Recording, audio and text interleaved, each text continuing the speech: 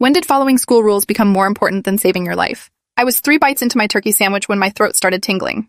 Not the normal kind of tingle you get from spicy food, but that specific electric feeling I'd learned to recognize over 16 years of living with a severe peanut allergy.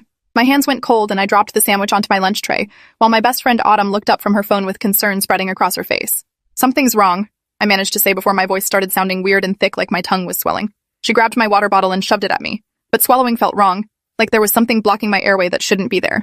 I could feel my pulse hammering in my neck and my skin was getting hot and itchy all over, that familiar crawling sensation that meant my immune system was going haywire. The cafeteria noise seemed to get louder and more distant at the same time while I tried to remember the emergency protocol my allergist had drilled into me since I was 6 years old. My EpiPen was in my locker on the 3rd floor in the science wing, exactly where school policy required me to keep it, because medications weren't allowed in backpacks or pockets during school hours. The nurse's office had a backup, but that was on the opposite side of the building past the main entrance. Autumn was already standing up and pulling out her phone to call for help when the fire alarm exploded through the cafeteria speakers with that piercing electronic shriek that made everyone jump. The whole room erupted into chaos with chairs scraping and trays clattering as 300 students started moving toward the exits like they'd done in dozens of drills before. Mrs. Kovacs, the history teacher on lunch duty, was already at the cafeteria doors waving her arms and shouting for everyone to line up single file and move quickly to the parking lot assembly point. I tried to stand, but my legs felt shaky and wrong, and when I touched my face, my lips were already swelling. Autumn grabbed my arm and started pulling me toward Mrs. Kovacs while yelling that I was having an allergic reaction and needed my EpiPen from my locker. Mrs. Kovacs' face went tight when she saw us approaching instead of following the crowd outside, and she held up both hands like a traffic cop stopping cars at an intersection. "Everyone out now," she said in that sharp voice teachers use when they're not accepting arguments. "No exceptions. This is a fire emergency." Autumn tried to explain about the EpiPen and my allergy, but Mrs. Kovacs was already shaking her head before the words were fully out. "Fire protocol supersedes all other concerns," she said, and I watched her eyes flick to the security camera in the corner of the cafeteria like she was aware of being recorded. I could feel my throat closing more with each breath, this horrible tightening sensation like someone was slowly twisting a belt around my neck from the inside. "The locker is the other direction," I tried to say, but my voice came out as a wheeze that barely sounded human. Mrs. Kovacs stepped closer, and I could see genuine concern flicker across her face before she covered it with that professional teacher mask. "I understand you're scared," she said in a softer tone, "but fire drills don't stop for medical excuses because people die in fires when we don't follow protocol." She put her hand on my shoulder and started guiding me firmly toward the exit doors, where the last struggling students were disappearing into the bright afternoon sunlight. Autumn was arguing now, her voice getting higher and more desperate, saying that I was going into anaphylactic shock and would die without the EpiPen in the next few minutes. Mrs. Kovacs' jaw set in that stubborn way adults get when they've decided they know better than teenagers, and she said the paramedics could treat me outside where it was safe from fire danger, but right now we needed to evacuate immediately, because that's what the law required during a fire alarm. My vision was starting to tunnel at the edges, everything getting dimmer except for the bright rectangle of the exit door that Mrs. Kovacs was pushing me toward. I tried to dig my heels into the linoleum floor, but my legs weren't coordinating properly anymore, and I stumbled forward instead. Behind me, I heard Autumn yell something about getting the EpiPen herself, and when I managed to turn my head, I saw her sprinting in the opposite direction toward the science wing stairwell. Mrs. Kovacs shouted after her to stop immediately, but Autumn was already gone around the corner. We made it outside into the parking lot where students were gathering in their designated assembly areas by grade level, and the fresh air should have helped, but my breathing was getting worse instead of better. I sank down onto the asphalt and pressed my hands against my throat like I could physically hold my airway open through willpower alone. Mrs. Kovacs was on her radio calling for the school nurse while students started noticing something was wrong and forming a circle around us. I could hear their voices but couldn't process the actual words anymore, just a wash of concerned sounds that seemed to be coming from underwater. My lips felt huge and numb, and when I touched them with shaking fingers, they were swollen to probably twice their normal size. The itching sensation had spread to my scalp and down my arms, and I wanted to scratch at my skin until it came off, but my hands weren't cooperating with my brain's commands anymore.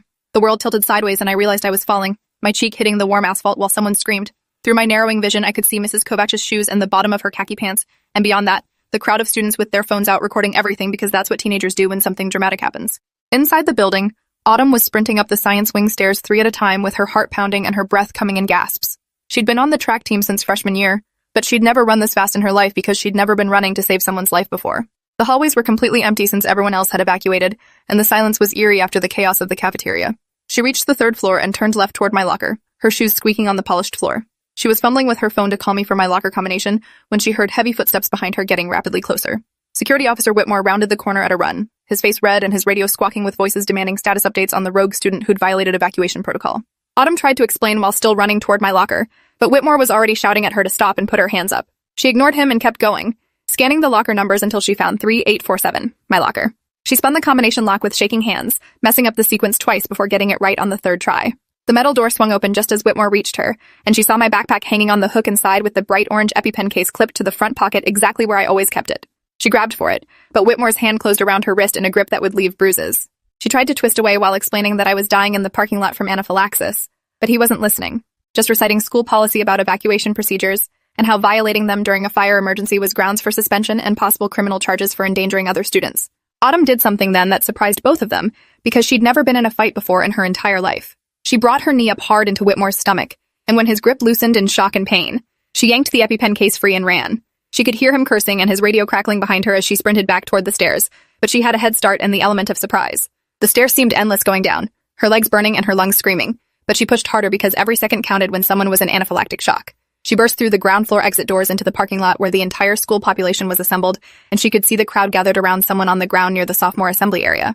She ran toward it, weaving between clusters of students who stepped aside when they saw her face. Out in the parking lot, I'd stopped breathing about 30 seconds before. My airway had swollen completely shut, and my lips had turned from red to blue to a grayish color that made several students turn away or start crying. Mrs. Kovacs was trying to perform CPR, but her hands were shaking so badly she could barely maintain the rhythm. The school nurse had arrived with her medical bag and was frantically searching for something while shouting at Mrs. Kovacs to keep going. Someone was screaming for an ambulance. Multiple people, actually, their voices blending together into a chorus of panic. The crowd had swollen to maybe 200 students now, all watching with their phones out, and some of them would later post the videos on social media despite explicit instructions not to. My face was gray and puffy and didn't look human anymore, and my body was completely limp against the asphalt. Autumn broke through the crowd and dropped to her knees next to me, her hands fumbling with the EpiPen case. The school nurse saw what she had and grabbed it from her, popping the case open and pulling out the auto-injector with practiced efficiency that came from years of training. She jerked up the leg of my jeans and pressed the orange tip against my outer thigh hard enough to leave a mark, and the spring-loaded needle punched through fabric and skin with a click that seemed impossibly loud.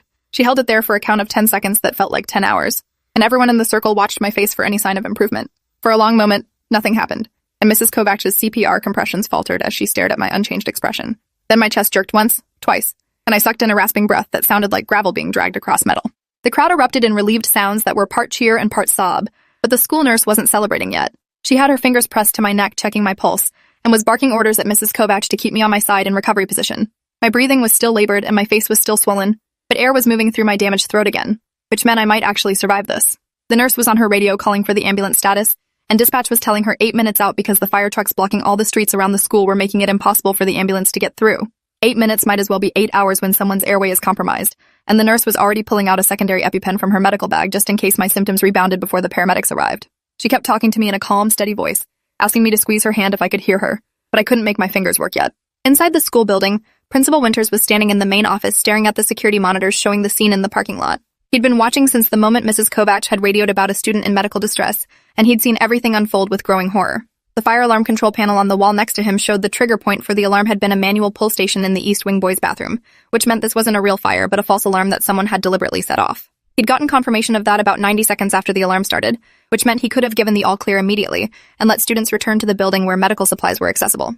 But the district policy was crystal clear about completing full evacuation and sweep protocols, even for confirmed false alarms, because liability attorneys had written the rules after a previous lawsuit in a neighboring district.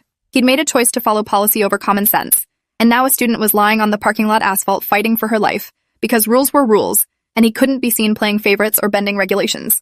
His hand hovered over the intercom button that would broadcast an all clear to the assembled students outside, but his vice principal, Judith Carver, stepped in front of him and shook her head. "The fire marshal hasn't arrived yet to give official clearance," she said, "and if we let students back in before that happens and something goes wrong, the district will crucify us."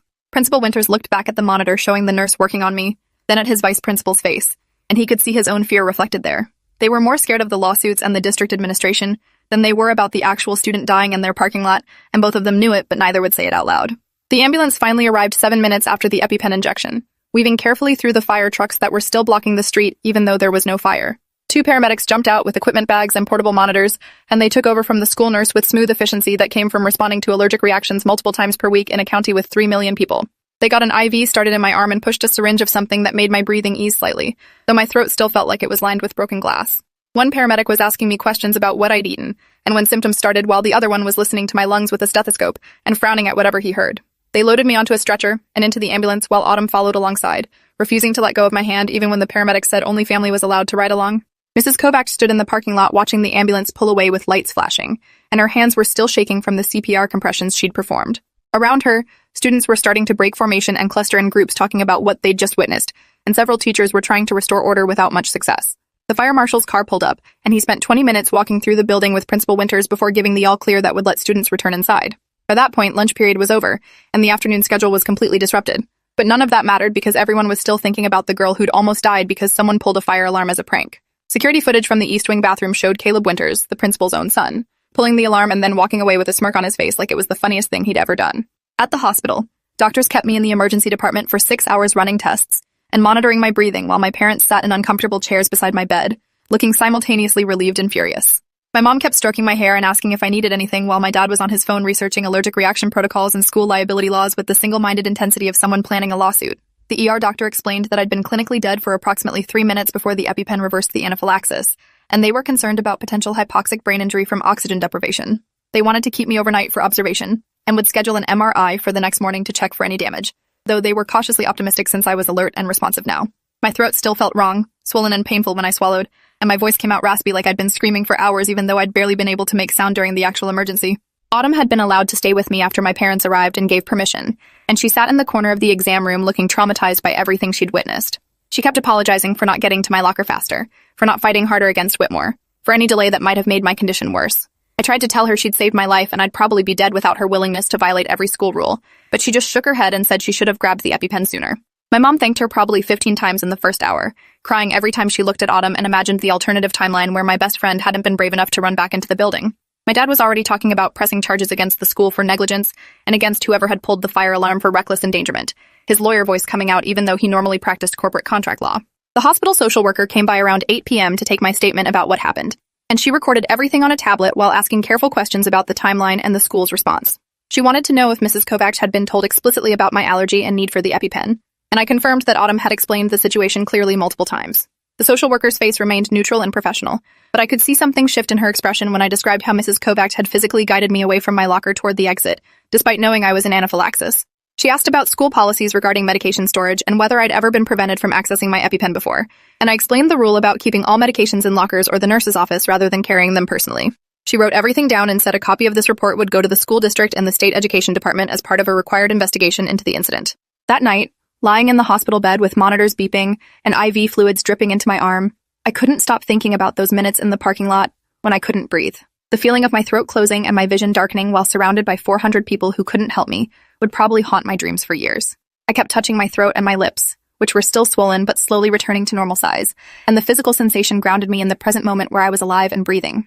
My mom had fallen asleep in the chair beside my bed with her head tilted at an awkward angle that would give her a stiff neck, but I didn't wake her because she needed the rest after spending hours oscillating between terror and relief. My phone had been buzzing constantly with messages from classmates asking if I was okay, and when I finally checked it around midnight, I saw that Autumn had already been suspended pending investigation into her assault of Security Officer Whitmore and violation of evacuation protocols. The next morning, the MRI results came back clear with no signs of brain damage from the oxygen deprivation, which the neurologist said was incredibly lucky, given how long I'd been without adequate airflow. He explained that younger brains were more resilient to hypoxic injury than older ones, and 3 minutes was right at the edge of the window where permanent damage usually occurred. They discharged me around noon with prescriptions for steroids and antihistamines and strict instructions to follow up with my allergist within 48 hours, and my parents drove me home in complete silence because no one knew what to say about how close I'd come to dying. Our house felt different when we pulled into the driveway, like returning to a place I'd left years ago instead of just yesterday. And I noticed details I'd never paid attention to before, like how the oak tree in the front yard had branches that could break in a strong storm, or how the mailbox post was starting to rot at the base. My phone started blowing up the moment we got home with messages from students at school who'd witnessed the whole thing, and several of them sent me the videos they'd recorded of me lying unconscious in the parking lot with my face gray and swollen. Watching myself almost die from an outside perspective was surreal and horrifying, and I could see the exact moment when the EpiPen took effect, and my chest started moving again. The videos had already been shared hundreds of times despite the school's demand that students delete them, and several local news stations had picked up the story about a student nearly dying during a fire drill. The comment sections were splitting into camps, with some people saying I should have followed evacuation procedures, and others arguing that medical emergencies should override fire safety protocols, and reading strangers debate whether my life was worth bending rules for made me feel sick in a completely different way than the allergic reaction had. That afternoon, a letter arrived by certified mail from the school district's legal department, informing my parents that I was suspended for 3 days for failure to comply with mandatory evacuation procedures during a fire emergency.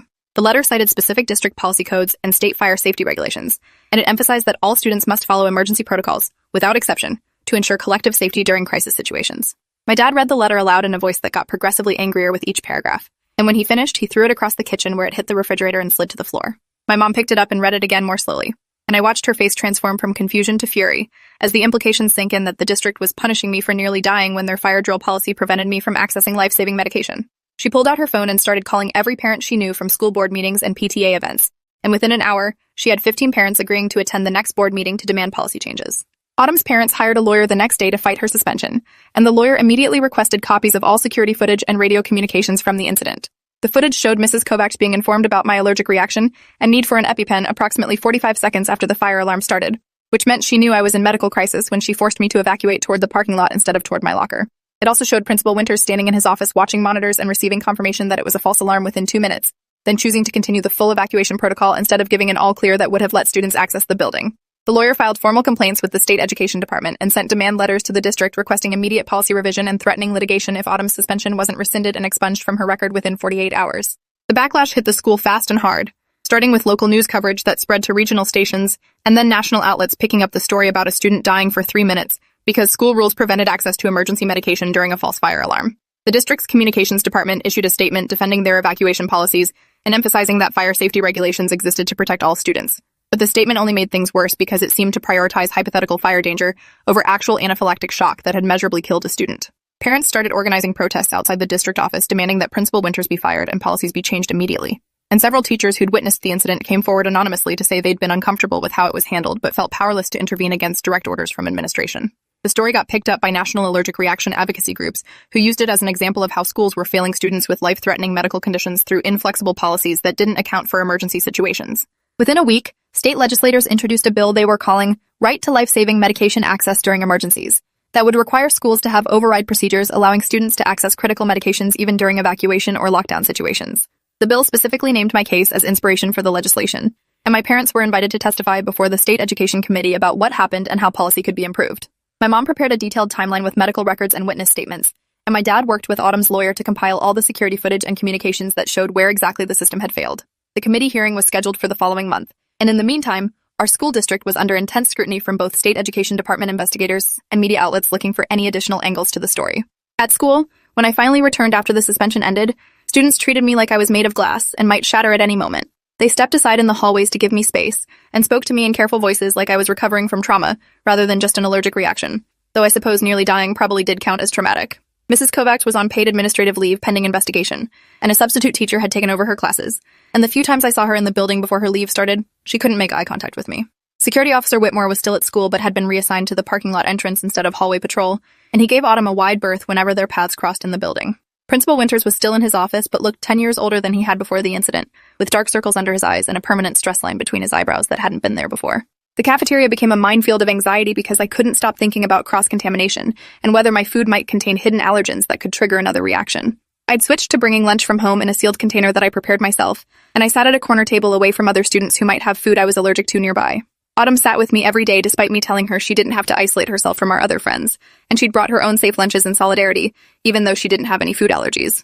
The cafeteria staff had been instructed to be extra careful about allergen warnings after my incident, but I noticed they still weren't separating utensils between different food stations, which meant cross-contamination remained a real possibility that could put me right back in the hospital or worse. My therapist, who I started seeing at my parents' insistence 2 weeks after the incident, explained that what I was experiencing was post-traumatic stress, and that my hypervigilance about food safety was a normal trauma response to nearly dying from eating something contaminated with allergens.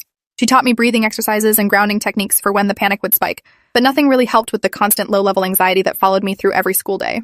I'd been evaluated by a cardiologist because of the 3 minutes without oxygen, and while the test showed no permanent heart damage, she'd recommended I avoid intense physical activity for at least 6 weeks while my body recovered from the shock of the anaphylaxis. That meant no gym class and no after-school sports, which effectively isolated me even further from normal teenage life and made me feel like I was existing in some weird quarantine space separate from everyone else. The investigation results came out 6 weeks after the incident, and they were damning in ways that surprised no one who'd actually witnessed what happened. The state education department found that my school district had violated multiple regulations around accommodating students with life-threatening medical conditions, and that their fire evacuation policy created dangerous situations for students needing emergency access to medications or medical equipment. Principal Winters was found to have acted negligently by continuing the full evacuation protocol after confirming it was a false alarm, especially given that he'd been informed about my medical crisis within minutes of it starting. Mrs. Kovacs received a written reprimand that would stay in her permanent file and was required to complete 20 hours of training on medical emergency response before she could return to teaching duties. Security Officer Whitmore was suspended for 2 weeks without pay for using excessive force against Autumn when she was attempting to help during a medical emergency, and he was required to undergo retraining on appropriate use of force policies. The student who'd pulled the fire alarm as a prank turned out to be Caleb Winters, Principal Winters' 17-year-old son, which explained why the investigation had moved so slowly initially. Caleb was expelled from our school and charged with reckless endangerment and filing a false fire alarm, both misdemeanors that could result in juvenile detention depending on how the judge ruled. His father, Principal Winters, announced his resignation the same day Caleb's identity became public, though the district allowed him to characterize it as early retirement, rather than being forced out, which meant he'd keep his pension and benefits.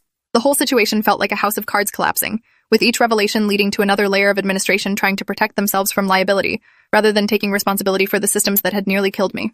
My parents' lawsuit against the district was settled out of court for an undisclosed amount that covered all my medical bills and therapy costs, plus additional damages that my parents put into a trust fund for my college education. As part of the settlement, the district agreed to implement new medical emergency protocols that would allow students with documented medical conditions to access their medications immediately, even during evacuation or lockdown situations.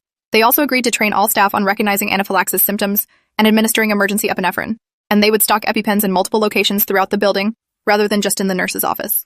Autumn's suspension was expunged from her record, and she received a formal letter of apology from the new interim principal, acknowledging that her actions had saved my life and should never have resulted in disciplinary action. The state legislation inspired by my case passed both houses and was signed into law 5 months after the incident, creating new requirements for how schools across the state must handle medical emergencies during safety drills. The law specifically mandated that medical needs must be prioritized over drill compliance, and that schools must have clear protocols for students to access life-saving medications immediately, without requiring permission or following normal evacuation routes. Advocacy groups called it a landmark victory for students with disabilities and medical conditions, and my family was invited to the signing ceremony, where the governor thanked us for turning a personal tragedy into systemic change that would protect thousands of other students. Standing there in the Capitol building with cameras flashing while the governor signed paperwork with my name attached to the bill felt surreal, like I was watching someone else's life instead of living my own. A year later, I can walk past the cafeteria without my heart racing quite as badly, and I've stopped having nightmares about the parking lot every single night. I still carry my EpiPen everywhere now despite the old rule having been changed, and I've developed anxiety around fire alarms that probably won't go away for years based on what my therapist says about trauma responses. Autumn and I are still best friends, maybe even closer now because of what we went through together, and she jokes sometimes about her brief career as a vigilante medication runner, even though I know the whole incident traumatized her almost as much as it did me. Mrs. Kovacs transferred to a different school district after completing her required training, and I heard through the parent gossip network that she tells people she doesn't want to talk about what happened during her time at our school. The cafeteria staff still knows my face and goes out of their way to confirm that my food is safe, and I've gotten better at advocating for my needs rather than hoping adults will protect me when systems fail. The scar tissue in my throat makes swallowing uncomfortable sometimes, a permanent reminder of how close I came to not surviving that lunch period. And my allergist says I'll need to be even more careful going forward because my next reaction could be worse than the first one. My parents have become advocates for other families dealing with the school system, and my mom serves on a state committee reviewing policies around disability accommodation and emergency medical access in educational settings. The whole experience taught me that rules are made by people and can be changed by people, but sometimes it takes nearly dying before anyone pays attention to the ways those rules can fail the students they're supposed to protect. I graduated last spring and I'm starting college in a few weeks at a school 3 states away, and I've already met with their disability services office to make absolutely certain they understand my medical needs and have protocols in place that prioritize my life over their rules. Appreciate you watching this far. If you enjoyed it, drop a like, leave a comment, and subscribe so you won't miss the next story.